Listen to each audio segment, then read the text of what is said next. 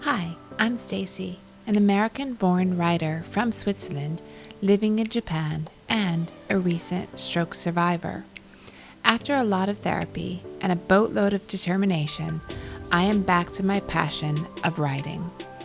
In order for me to further my therapy, as well as to give an alternative access to my stories, I've decided to read them out loud. Well, here goes nothing.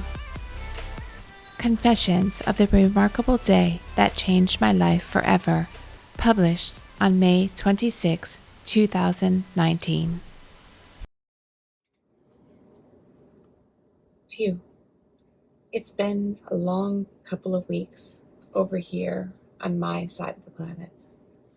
Maybe you've missed me over the past couple of months. Without me rabbiting on about one thing or another, it was so quiet, wasn't it? And just maybe you've stumbled here on my blog for the first time, and if so, welcome. So before I go any further, I want to lay my cards on the table and sit back. It's a doozy. About 10 weeks ago, I suffered a stroke.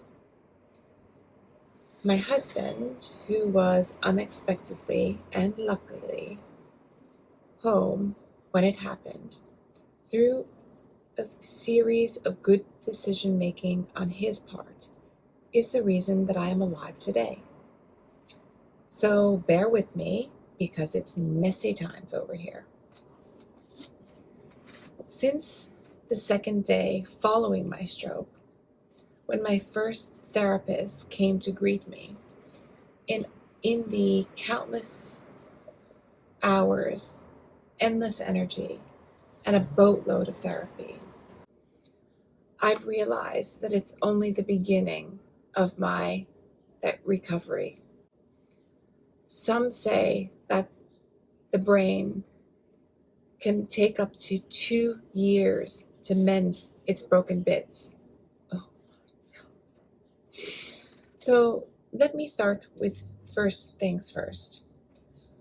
Was I feeling particularly stressed out?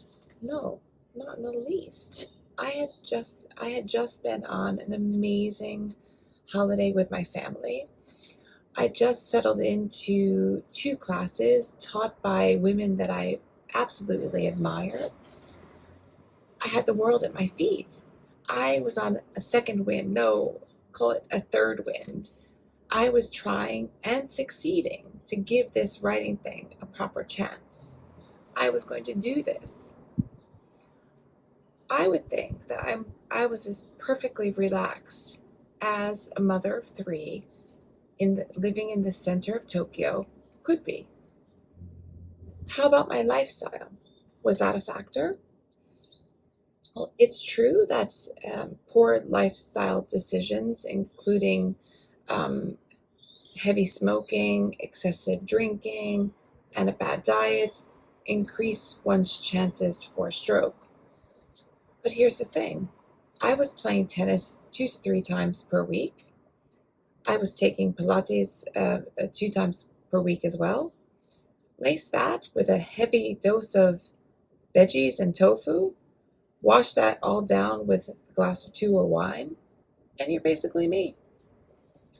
Let's just say that my life was a bit more posh expat wife than sex, drugs, and rock and roll.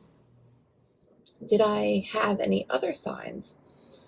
Now, that's a funny question because hindsight, well, you know what they say about hindsight, that old funny friend. My stroke happened on a Wednesday. I remember it clearly. I was getting ready to meet Katya for coffee before the PSA meeting. We were fighting for the rooftop project to come into fruition, and it was going to be a big meeting.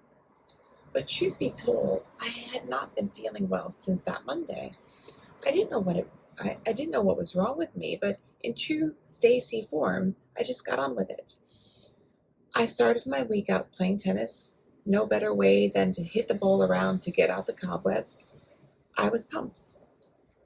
We were just back from holiday, and I was really ready to start finding my groove. But then a funny thing started happening. I started to see spots where the ball should be. What was that? My coach made me sit down on the bench for a moment, but I shrugged him off, saying I just insisted that my symptoms were only due to the fact that I hadn't eaten enough for breakfast that morning. Lie number 1. I went home and I didn't feel any better.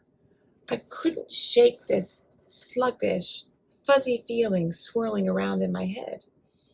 I remember driving to the club that evening with my kids in the car, with the principal goal to let them do their activities, do their homework, feed them, so I could finally lay down in bed. Tuesday was a big day. Lulu and Frizo were going off to ski camp. I was nervous when I get them back in one piece, and excited for them because they were so eager. So I dropped them off. I had a quick coffee and I pegged it to the tennis courts. Luckily, I had tennis to keep my mind off of it. And guess what happened? Those funny spots were in my way again. This time, I didn't make a fuss. I just wanted to carry on exercising.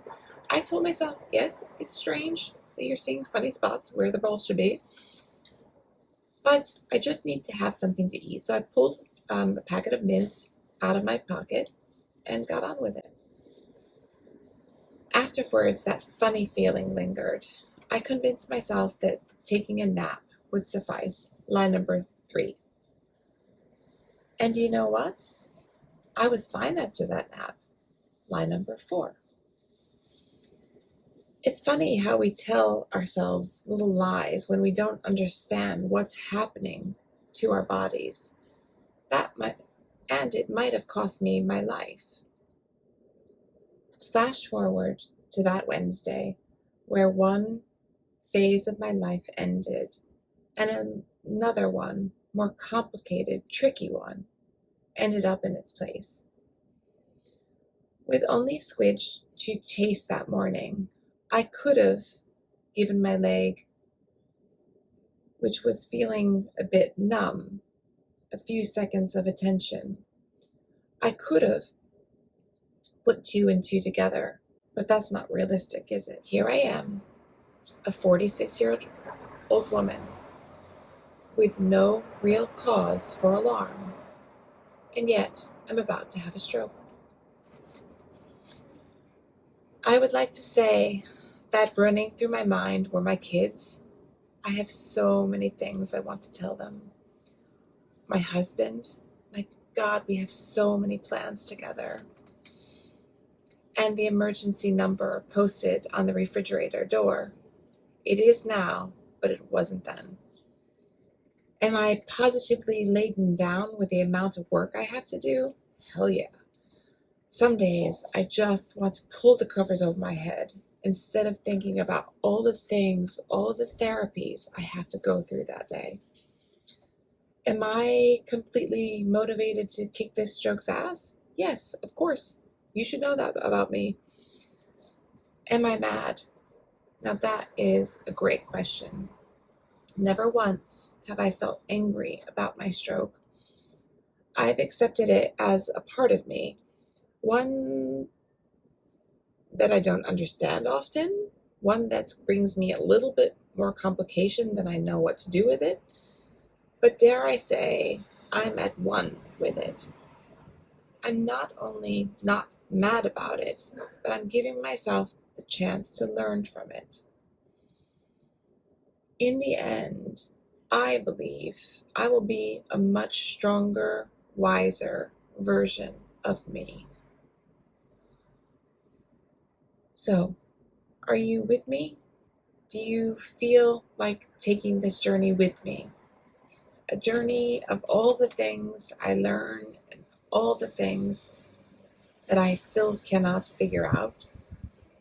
Because I would like to share this incredible experience with you. I need to share without judgment, without getting caught up in what's right or wrong, the good bits and the crappy bits. I would, with your help, like to process this with you.